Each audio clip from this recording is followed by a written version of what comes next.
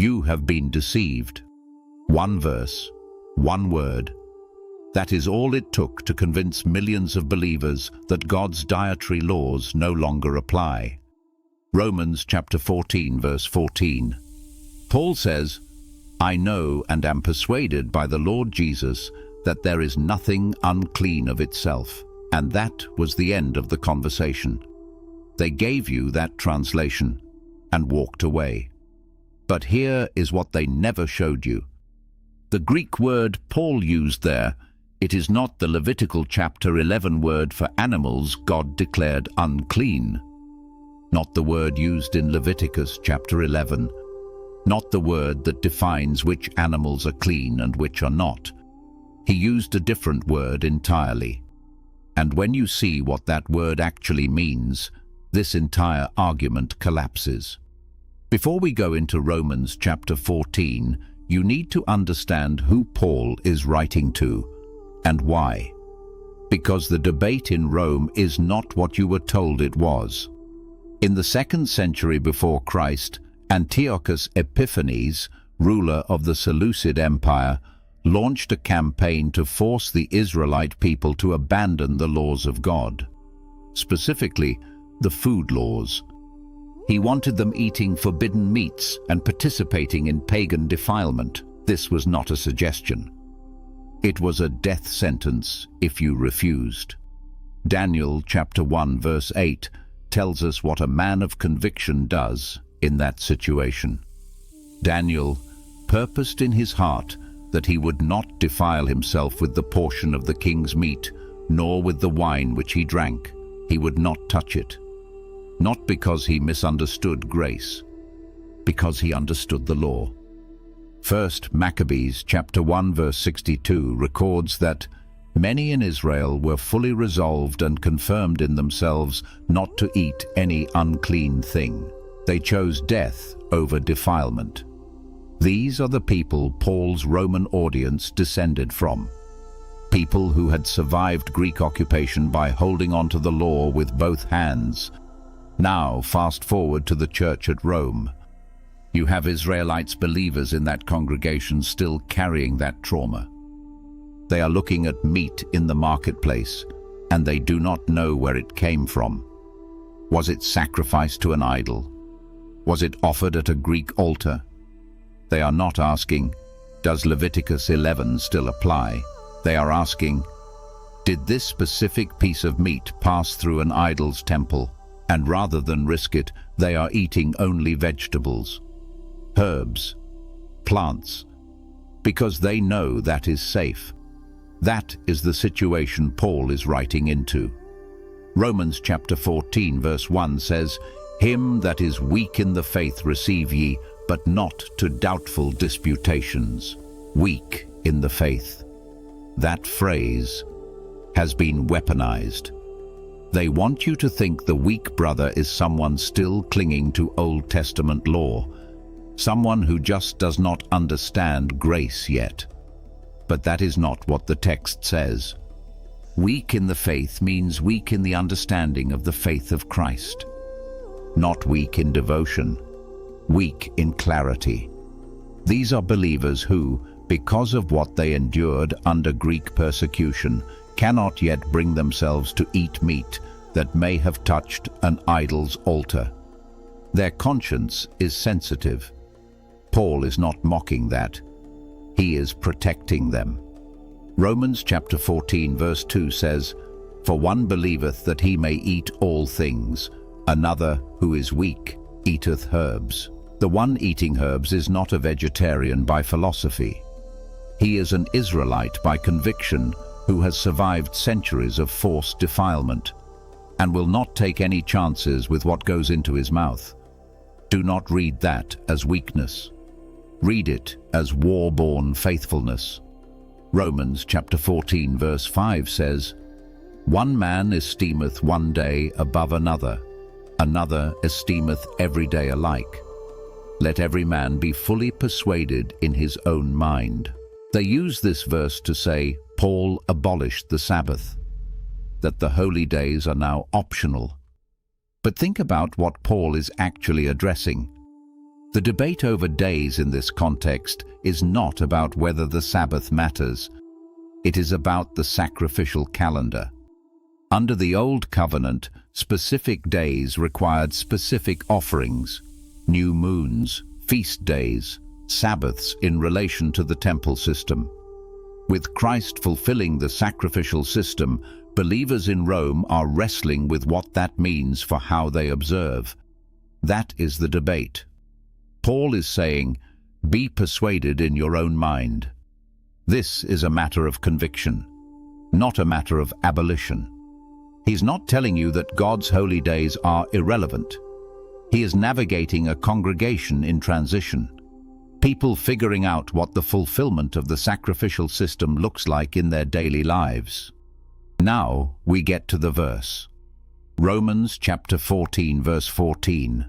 I know and am persuaded by the Lord Jesus that there is nothing unclean of itself, but to him that esteemeth anything to be unclean, to him it is unclean.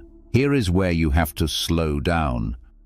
The word translated unclean here, in the Greek, is koinos, K-O-I-N-O-S. It means common, defiled, ritually contaminated through association.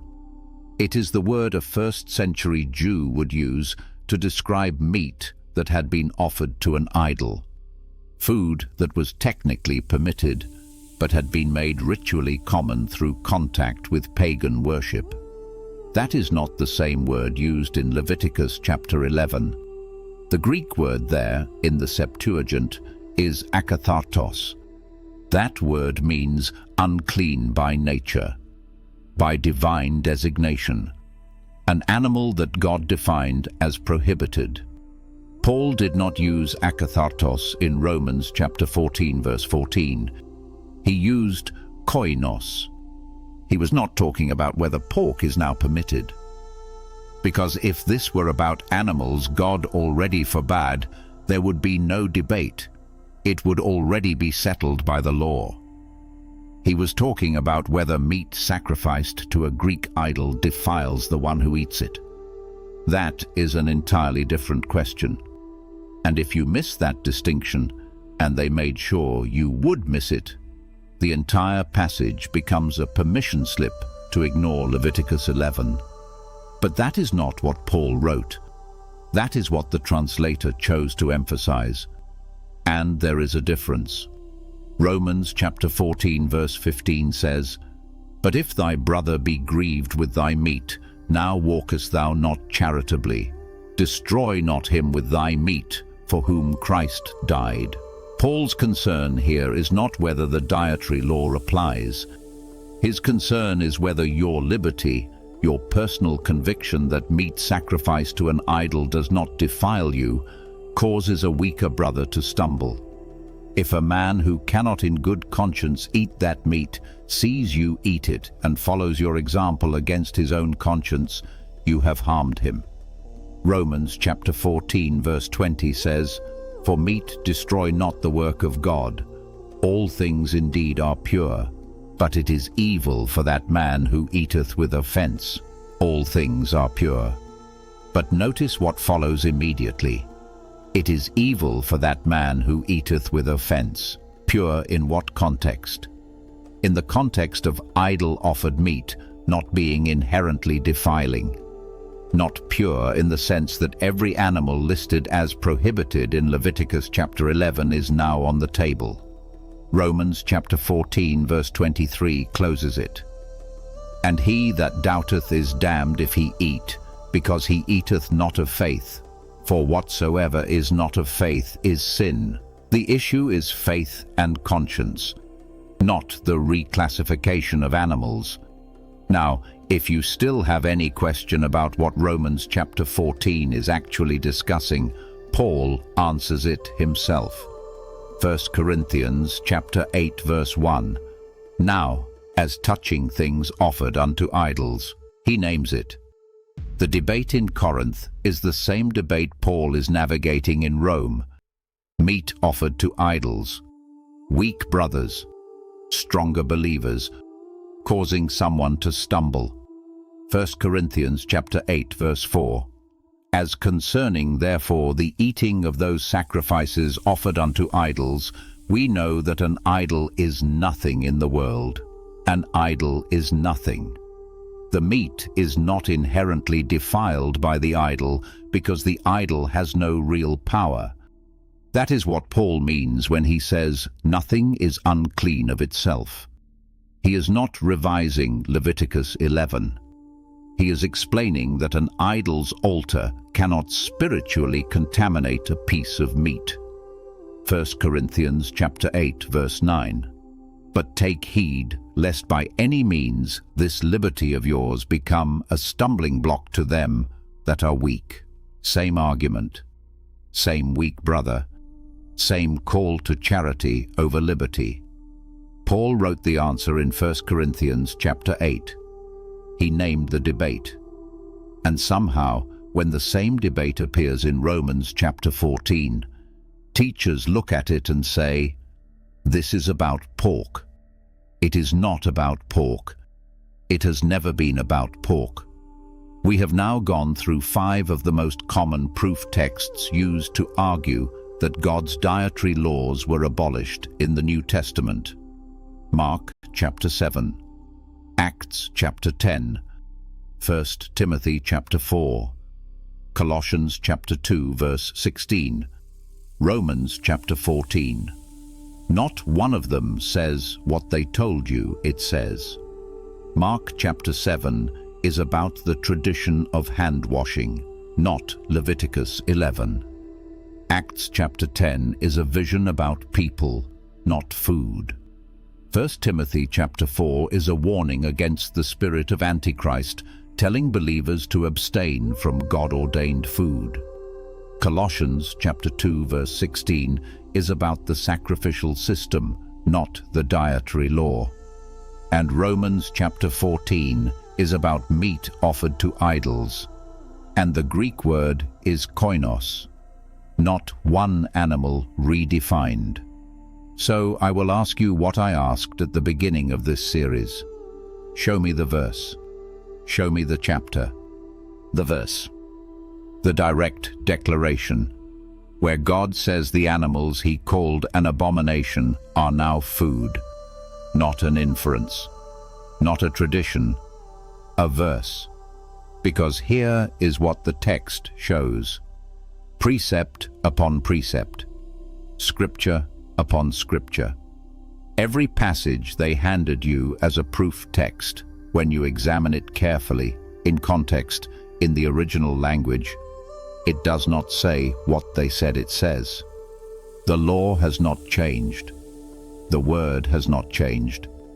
And not one verse, not one, says otherwise. If this opened your eyes, drop the word Romans in the comments right now. And if this series has been challenging what you were taught, share it with someone who needs to see it. If you are new here, this channel goes where most will not. Hit subscribe and stay with us.